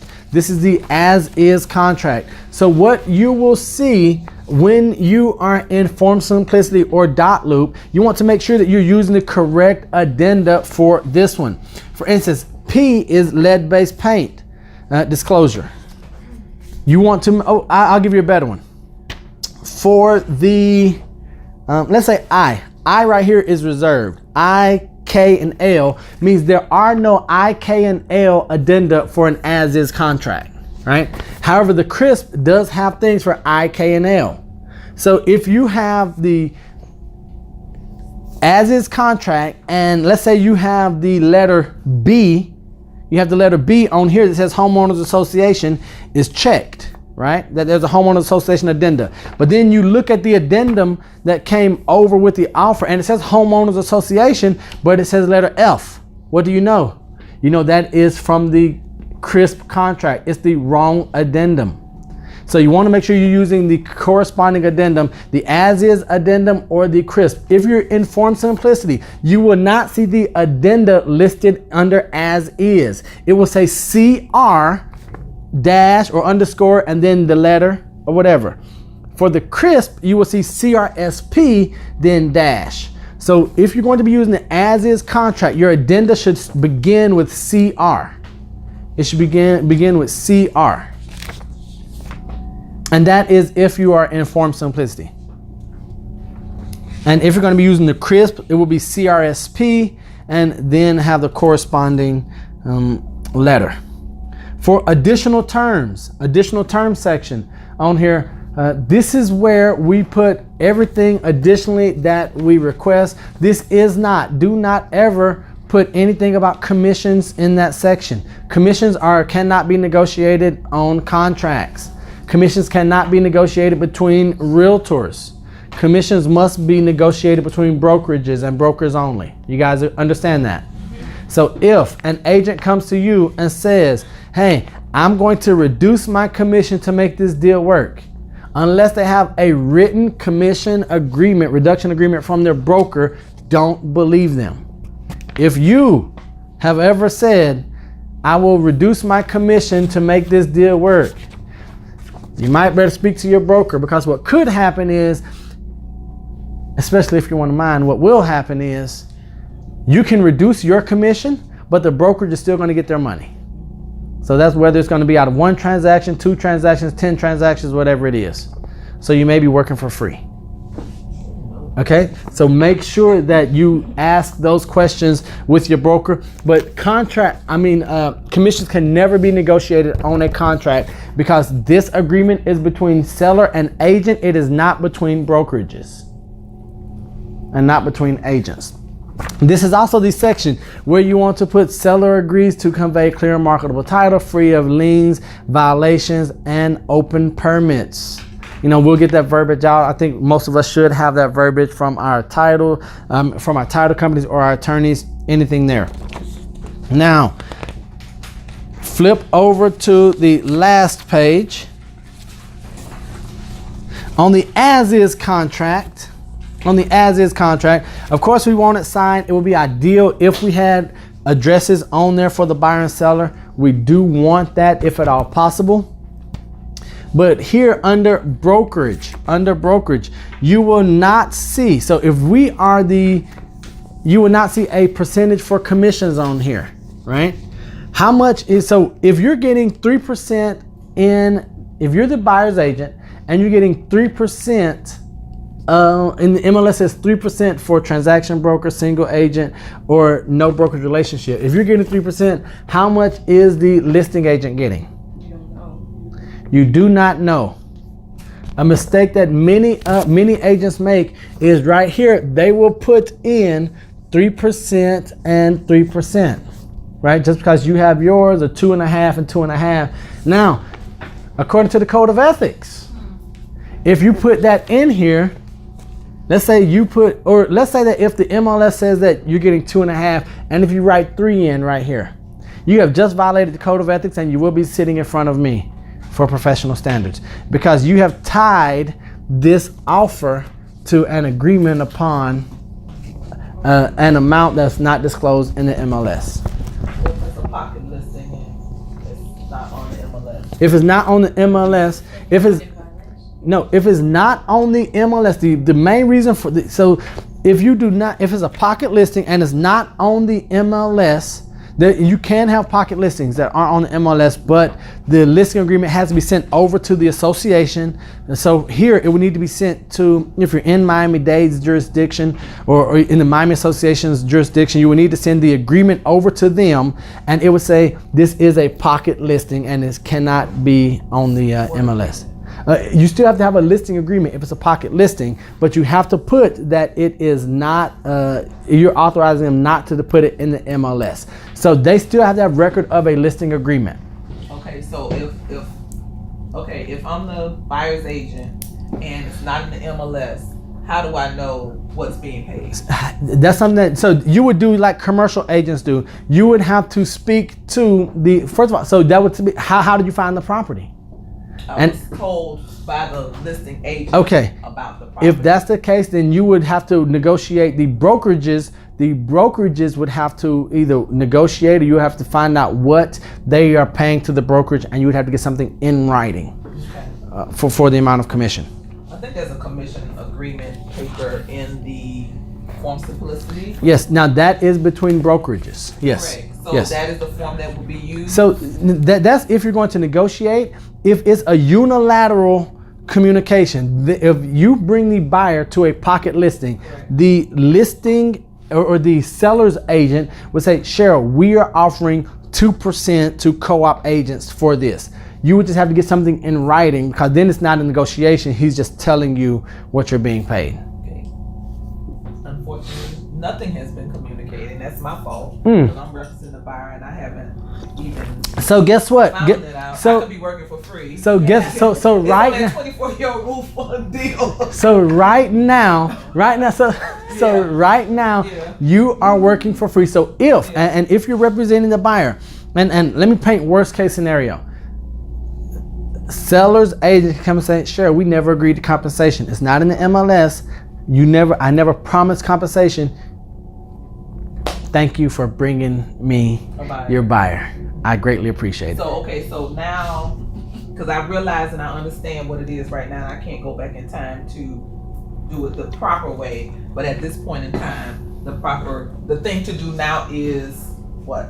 Right now, you ask them, say, hey, I need. By the way. No, yeah. Oh, by the way, do the Brian Buffini. I need to get the figures. I need to let the title company know how much the brokerage is going to be getting paid. So I don't recall what was that. But right now you want to be soft when we do it because at this point they hold the entire deck. Exactly. I realize and I understand that, but I'm just trying to understand how to resolve it since Okay. I made the mistake. Prior to closing and you not getting Well, yeah, and we're still in the kind of funky stage right now, dealing with all the repair issues and everything. Are you still in? Are we still? They're obtaining a loan, correct? Correct. Keep a very close eye on that loan approval deadline, because if that loan approval deadline comes and goes, and if you don't cancel or get an extension, then your buyer agrees to purchase the property as if it was cash. And that means that with all this other stuff, they are responsible for the entire contract price. And the seller can come after them for the entire contract price. Or they could sue them for specific performance and want them to go ahead and purchase the property. Say that again, please. So if What did you do? if the approval, because right now inspection deadline is passed, so we can't use that as an out. So now the only out is going to be loan approval. Okay. Loan approval deadline. If the loan approval deadline comes and goes, and if we don't obtain loan approval, but if we don't cancel Yes. or request an extension for loan approval deadline, if we don't cancel or get an extension for loan approval deadline, you have to buy the property as if it was cash. That means that we don't care about the condition of the property. You're proceeding. That means you have to buy. Stacy, that's where we were. That's why I was so confident on your parents' property, because once that loan approval deadline passed, they could no longer get out. We didn't close. We are going after escrow. That's the phantom somewhere. But then also, we can also sue for specific performance, which means that you have to purchase the property, and if you can't, then there are other ways that we can go about. But that's how on the whole attorney side of it. So that's why I say you have to watch these dates. You have to, and work with your title agent, work with the lender, make sure everyone knows the dates from day one. Make sure everyone knows when the inspection deadline is coming up. When it passes, let them know when the loan approval deadline is coming up. When it passes, communication. Any other? How long is the loan approval? So right now, in the contract, if you don't put anything in, what is the loan approval right now? If you don't put anything in, don't look. If you don't put anything on the contract right now, if you leave it blank, what is the loan approval deadline? Loan approval, not application. Application? I'm sorry? 30 days. 30 days is the loan approval. Now, what we used to see where people would want loan commitments in 21 days and then a loan approval in 45. Now the timeline has been shrinked, whatever you want to call it. So now the loan approval, if you don't put anything in there, is 30 days. We can close an FHA loan in 7 days. We can close conventional loan in 10 days. I'm telling you, do your buyers a favor. Try to put 35 days in there. Because if they have time, we don't want to put anyone under pressure to make them work harder, to try to rush things, might make mistakes. And so that is going to be on page number, I should be page number 2. 987. 90. Okay, page 91. 91. Buyers, oh no, I'm sorry. That is That's the loan application. Where is it? Okay, yes, 87. Loan within, if left blank, then 30 days after effective date. You're suggesting put 35. So I would say 35, something like that, just because it does make a difference. 5 days makes a huge difference. Make sure it's not past the closing. Yes, make sure that your loan approval deadline is not after the closing date. These are things that you want to be making sure that you're looking. When you have the critical dates checklist that you get from Ben and Tammy, you can go in and look. When is the loan approval? When is association approval? When is the appraisal? When is you can put all that in. Yes, ma'am. Because I just learned this, I'm sure there might be people here that may need to hear it. Can you explain what happens when there isn't anything in this section? Oh, yes. So on page 12, and we're almost done, Ben. Thank you so much. We're almost done. I'm sorry, sir. On page 12, under broker, if you are the listing agent and you receive an offer where line 615 and line 617 is blank, when line 615 and line 617 are blank, when those two lines are blank, is there a co-op agent on the transaction? No. If you are a buyer's agent and you send over an offer and it's executed without your information in there, guess what? You're working for free. So what I want you to think of, so what we see a lot of times is if you have a property and investors submit offers and one of the managing members of the LLC is a realtor, they'll send an offer over and they'll say, we'll waive our commission, we'll let you have it. First of all, that's not a decision that an agent can make, that's a decision that the broker has to make. If someone tells you that, make sure that you get that in writing from the broker, because if you don't have something in writing and title company doesn't have something in writing, what could happen is the buyer's broker could come and say, you never had written authorization from me to waive that, I want my money. Because you advertise in the MLS, right? They could potentially do that. However, if you have this right here, you want to make sure. So if this is blank right now, because most brokers will say that if the agent didn't fill this out, then the broker can't come after you. That's right. However, there will be some people who try to. So if this is blank, there is no co-op agent on the transaction. If you send over an offer, and if they accept it and execute it and send it back before you can add your name on there, you're not getting paid. So you want to put your information in right here. Now, and this is a question that you want to ask, if you're the listing agent and you receive one without this in here, before you jump for joy and say, I'm getting the full 6% or 5% or whatever it is, before you get excited about doing this, be courteous and ask the agent who sent it, did you mean to leave this blank? Are you waiving your commission? Understand why they would do that. They're doing that because in most cases, there is, in some cases, there are variable dual rate commissions. Do you guys know what variable dual rate is?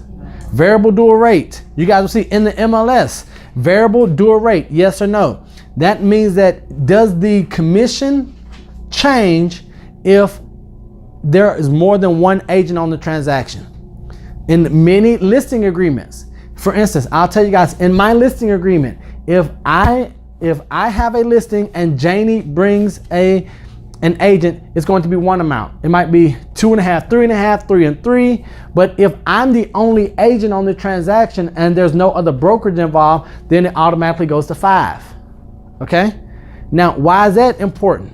Because if there's a difference, the seller may want to hold out. You as a buyer's agent need to know that if I bring a buyer, it may be advantageous for my sellers to accept a lower offer because they're saving 1% as opposed to your offer, which may be more, but they're paying 6% of full commission, right? So that'll be in the MLS? That's in the MLS. Now, most people put variable dual rate in for no, and they're wrong because they don't know. But then you can ask, so, we do QC calls. Now, hey, is this a variable dual rate listing? No, it's not. So if you bring if you bring a buyer without representation, does your commission change? And they have to tell you. Yes. They have to tell you whether the commission changes or not. They don't have to tell you the amount. Right? That's something you as a buyer's agent needs to know. right? But if that's blank and you're the seller, just call and ask. Make sure it's not an error, because more times than not, you're dealing with a savvy investor or an agent, and they're trying to use the fact that you're going to be getting 5% or 6% as opposed to 3% or whatever it is, to leverage pushing that contract to the seller. And then you have to be careful to make sure that you're not trying to steer your seller to accept this offer because you're getting more as opposed to one with 2 agents involved. You guys got it? Yes. All right. So it's the seller. You're saying it's the seller that has to sign this. Yes. It's the seller saying No one signs it. So this is just where you put your information. So yes, so that's where you put the listing. I mean, both agents' names and the brokerage names. If you are submitting an offer, right. to me, my information should be on the listing side. But if you leave that blank and if we execute it, you are effectively saying that you're waiving your right to commission. Now, people are going to say, but it's in the MLS. You agreed to pay the commission. You missed this. Well, it was an accident. Not my problem. Okay? Yes. Any other questions? Any other questions right now? So there's more in this contract than you can ever go over in a year's time. Need another class. There's more in this contract you can ever go over in a year's time. Go over the contracts, go through them, know them, digest them, regurgitate them, and digest them again. And when you see something you don't know, ask the attorneys, ask title. So we come in, and for instance, when it's asked talking about the title evidence and insurance, like closing costs, fees, and charges, section number 9. We didn't even go over that. Why? Because I'm going to tell you guys, read over that. If you have questions, don't ask Neal. Guess who you go to? You call Ben. Ben, I have questions about this. I need to understand, it says costs to be paid by the buyer, costs to be paid by the seller. Can these change? Can these not change? Is it something I need to explain to my client? Why or why not? Is it something you're going to go over? That's why you need to know this. What would you put in the other section? Page On that page 3. Page 3, section 9, page 131. Yeah, that other section. What are some of the things that? Line 131. Yeah. 131. What would you put other? Yeah. What would be some examples of other? Closing costs to be paid by seller. Question. Well, Just saying. Well, because they already have some things in bold letters here: title insurance, survey, home warranty, special. Can I tell you? Really, I don't see the seller paying anything more than what's on here. Okay. Now, depending on, I'm going to tell you why that's in there. That's because when they were writing the contract, there was that one attorney. They were like, but there's always something. Well, we got to leave room when. Okay. But just in case. There's bar. No. We're gonna call it a bar. That's the one. Well, I know. I just put again buyer's home warranty there. No. I wouldn't put that, because if you put that there, it has a section for home warranty. What we don't want to do is we don't want to put so much stuff in here where it raises flags. Right, and redundancy, just for the sake of filling in, things. Like for instance, if you put that in here, you're like, what? Why would I? Oh no, we got to mark that out. We got to initial the whole, and then they're going to look. Can you put NA so that everything is filled out on your contract with no blanks? If you want to, but why? I didn't know. No, so for that section, I don't. But if you do. Ben, what would you put on line 145? 145? Title, evidence and It- insurance, at least how many days? that's blank all the time. Is it? So Yeah. it's 15 automatically? It's not blank automatically. So this is where I want you guys to see. No, I didn't say automatic. No. She asked if it's 15 automatically. No, but It's- he said something about that. No. It's usually Yes, Okay. but see, but you have to read the entire thing. So if it is a finance deal, because it references, and this is why you have to know what paragraph 8A. If paragraph 8A is checked, that means that it is going to go to 5 days. Why? Because what is 8A?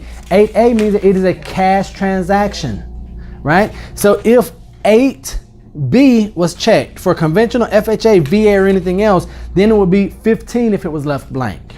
You guys understand how these small things, if left blank, then 15, or if paragraph 8A is checked, then 5 days prior to closing date. That's a title evidence deadline.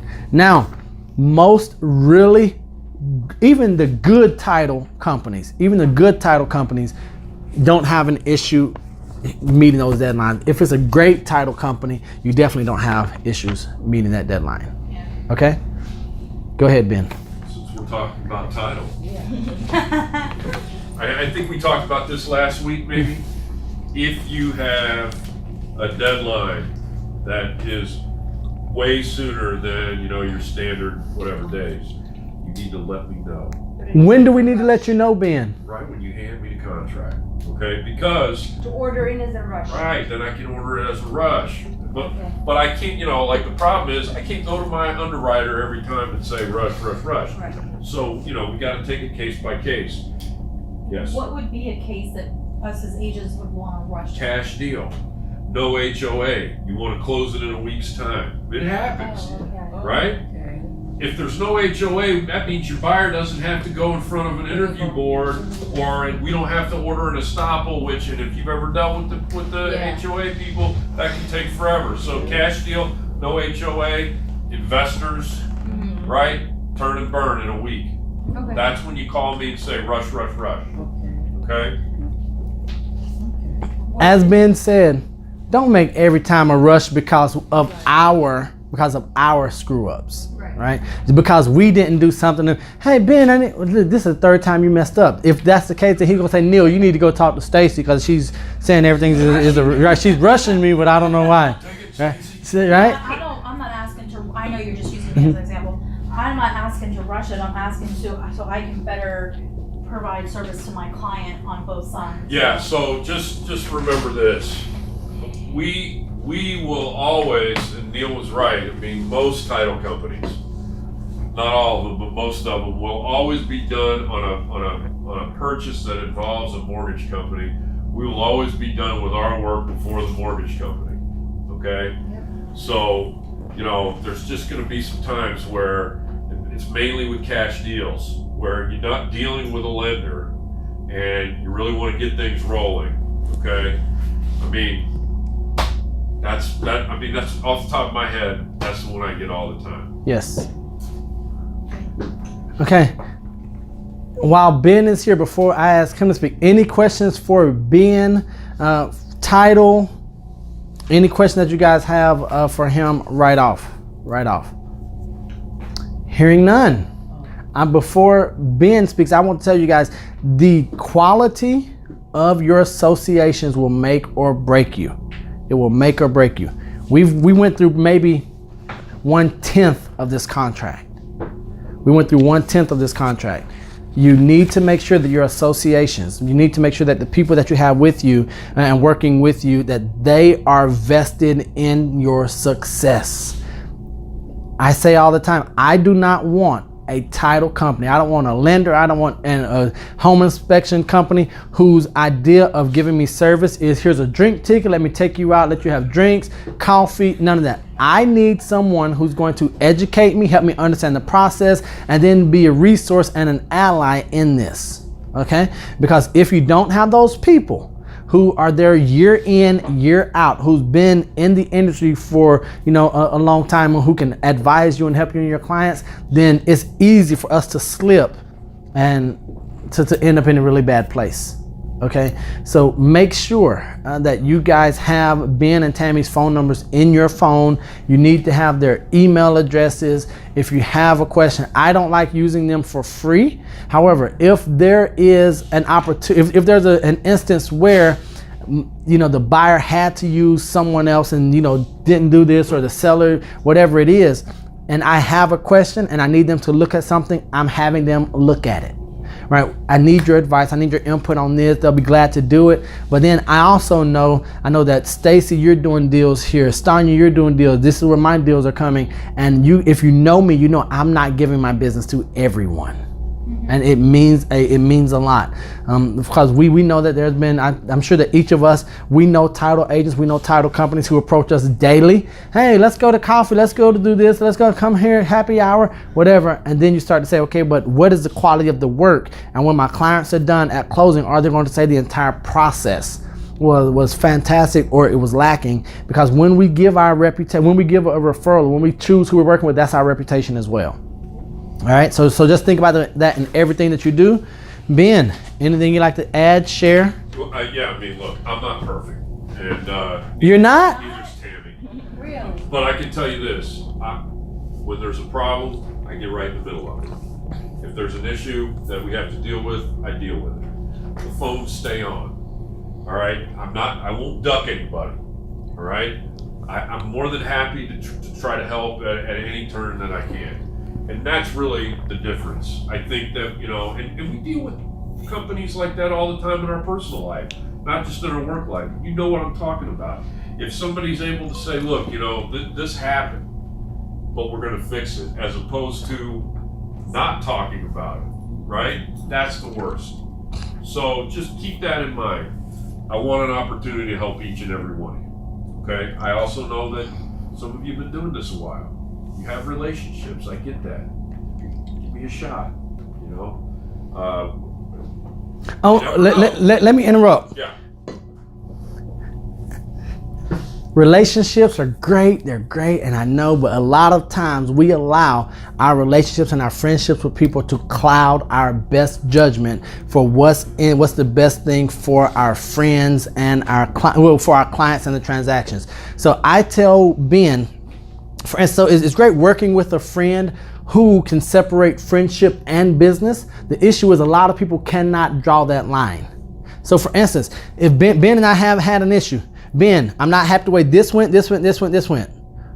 With the respect, okay, Neal, let me look at it. Boom, call me back, Neal. This was our fault. I got this resolved, and then it won't happen in the future. Boom, we're done. We see each other the next day. Totally personal, has nothing business, tied to it. If you're not working with someone, if you're working with a friend, and if your friendship would be affected by a tough conversation, get out of business with them if your friendship is more valuable than the business. I agree. Now, if it's cohesive and you can do the same and you can work together, that's great. But if not, if you can't go to them and say, hey, you sucked, you screwed me on this happened, boom, and they say, you know what, you're right, I'll fix it, get out. If they aren't willing to tell you the same thing, hey, you're slipping, you're not doing your work, you're not getting us this stuff in the time frame that we need, you're not advising your clients, you shouldn't have let them do this, you shouldn't have signed this contract. So there are times when Ben and Tammy will look at stuff and they'll say, Neal, why did you have them do it this way when they should have done it this way? I'm like, well, that was early on, because now I'm like, hey, go talk to someone else. But hey, why did you have them do this and this when we could have done this, right? But now when you have more eyes on it and your team is looking at it from different points of view, I'm looking at it as an agent. They have an attorney on staff that will look at things and that will say, okay, here, this is someone that I need to speak to because their circumstances are totally different. It's not just a regular transaction buy or sell. This is someone who needs legal representation. Now, I tell everyone, if you're buying or selling here in Florida, I suggest that they have an attorney. That's my suggestion. And it's not because when you don't need attorneys when things go right. It's like insurance. You don't need life insurance when you're alive. You need life insurance when you're dead, right? To take care of other people. So that's why I suggest that they always have an attorney, and having an attorney in a title company, someone that they can go through. And they always complain about the fee until something happens. Stacy, right? We see it all the time. I need to share because this happened to me twice now, and I predominantly work with the sellers, and I kind of took an easier way out, but I put my clients in jeopardy, I later found out, because something went awry in 2 different transactions. And because I chose to allow my seller to go with the buyer's escrow and closing people, because I thought it was going to be easier and everything was going to go in line, but in 2 different situations now, and I didn't know those people. So I'm making it a practice now for me personally that when I'm representing a seller, that I'm going to ensure, or at least make sure my client understands that I don't know those people. but I want to choose somebody that I know, like, and trust, and this is the options. And if they have to pay $1,000, they're going to be represented by an attorney. Yeah. And somebody that I know, like, and trust and do business with on a regular basis. So never again will I fall in that trap. Now we can't make our sellers, we can't make our buyers do anything. However, one of the best things you can say, and this is what I have the luxury of saying with Ben, when I purchased my home, if I were buying, this is who I would use and why. I'm not getting anything back from them. Make it up, and if you are, disclose it up front. If I'm not getting anything back. I just know that they have the best interest. This is who handles all of my transactions, who I trust my parents with, my loved ones. This is who, and let them know why. All right, Ben, I'm sorry to interrupt you, but go ahead. I just want to make sure I stress that. So, we are going to, July is crazy for everybody, right? But we're going to try to get together with Neal and put another class together in August, maybe September. I know that y'all have CE credits that need to be done when? By October? By September. So there are some classes that Fidelity, which is our main underwriter, will do for CE credits. I'm going to speak with Tammy and the people at Fidelity to put something together. Another thing that I wanted to try to do, if there's any interest, is maybe an hour-and-a-half class about the workflow of the title company. What do you do, right? Because a lot of times you will be talking to somebody on the phone all the way through the transaction, and then I pick up the phone and I'm like, hey, I'll be at your closing at this time, you're gonna meet me here, whatever, and who are you? I just had that happen. So I wanted to, we didn't get into that the other day, but I wanted to talk about when you hand me this and I get your escrow check, what happens to it, where does it go, and where do we end up? And that might be just like an hour and a half. Maybe we'll do that through a lunch or something like that. Again, any questions, call me, call Tammy, anytime. I'm happy to help. And I just appreciate you all coming and being a part of this here. This is a lot of fun. So like Ben said, so it is fun. It's also daunting when you sit here and like, man, I thought I knew this and I know nothing. Now, don't let what you learn or what you found out that you didn't know, don't let it keep you from writing offers. Don't be afraid to submit an offer or write offers.